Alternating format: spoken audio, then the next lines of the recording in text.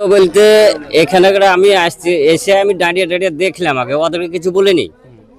তো আমি 16টা পাথর দিতে দেখলাম, 12টা বালি দিতে দেখলাম।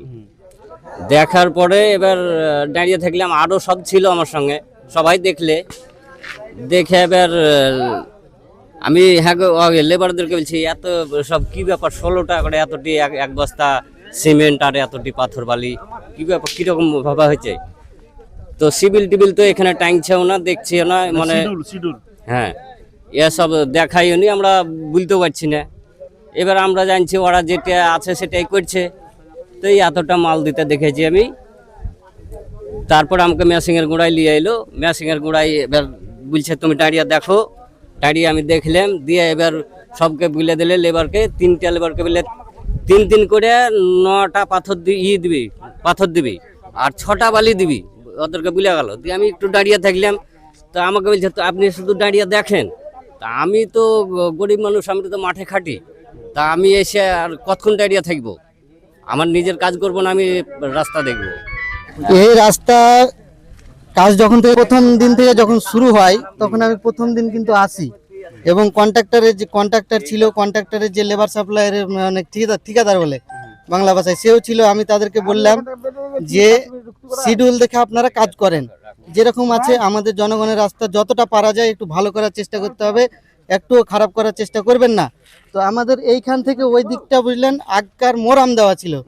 তো মোরামের উপরে 3 নাম্বার ইট পেড়ে যখন মানে রাস্তাটা শুরু করে, তখন আমরা কয়েকজন আশেপাশের লোক এনে বাধা দেওয়ার পরে মোটামুটি ইটটা একটু ভালো আসলো। ভালো আসার পরে ওই অবধি ধরেন রাস্তাটা কমপ্লিট হলো, তাও জায়গা ফেটে গেছে। তারপরে এই দিকটা যে রাস্তাটা হচ্ছে, কোনো বেস নেই, কোনো রুলার নেই, দেখুন কাদা উঠে গেছে, ইটের উপরে কাদা, মানে রাস্তার কাদা ইটের উপরে উঠে গেছে। তাহলে এই যে কাদার উপরে ঢালাইটা হবে, ঢালাইটা কতটা মজবুত হবে?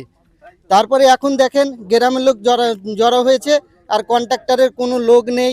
দফাদারকে জিজ্ঞেস করলে, ঠিকাদারকে জিজ্ঞেস করলে বলে আমরা কিছু জানি না, আমরা কাজের সম্বন্ধে জানি না। ওদেরকে বারবার বলা হয় যে তুমি শিডিউল দেখাও। ওরা বলছে শিডিউল নিতে ভিডিও চলে যাও। আমি তখন বললাম যে ভিডিও যদি যেতে হয় তাহলে আপনি কি কাগজ নিয়ে কাজ করছেন? এখানে যে আপনি কাজ করছেন, কোনো তো একটা হাতে কাগজ থাকা দরকার, যে এই পারিপার্শ্বিতে আমি কাজ করছি, এটা আমার শিডিউলে আছে, এটা এখানে এটা দেবো ওইটা দেবো, সেটা কোনো কাগজ নেই, নেই। এভাবে প্রত্যেক দিন রুখে দাঁড়ায় গ্রামের লোক, অনেক প্রত্যেক দিনই বলে, কিন্তু ওরা কারো কথাতে কর্ণপাতই করে না। ওরা জবরদস্তি ভাবে এই কাজটা করছিল এতদিন। আর কি চাইছেন এখন? আমরা চাইছি রাস্তাটা সম্পূর্ণ হোক, এবং রাস্তাটা শিডিউলে যেটা আছে শিডিউল মাফিক একবারে সম্পূর্ণভাবে ভালোভাবে কাজটা হোক। কি নাম আপনার? আমার নাম বাপি মণ্ডল, আমি এই গ্রামের মেম্বার, গ্রাম পঞ্চায়েত মেম্বার।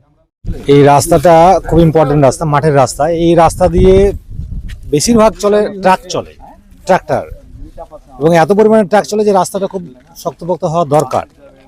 তো কিছুদিন আগে আমি এখানকার যে রাস্তাটা দেখাশোনা করছে তার সঙ্গে একবার বাই ফোনে কথা বললাম রাস্তার কোয়ালিটি নিয়ে, বেশ 10 দিন আগে, যে বিশেষ করে এই বাগান পর্ষণটা, এখানটা মাটি তোলা উঁচু করা এবং মাটিটাকে সোলিং করা বেশি এটা দরকার।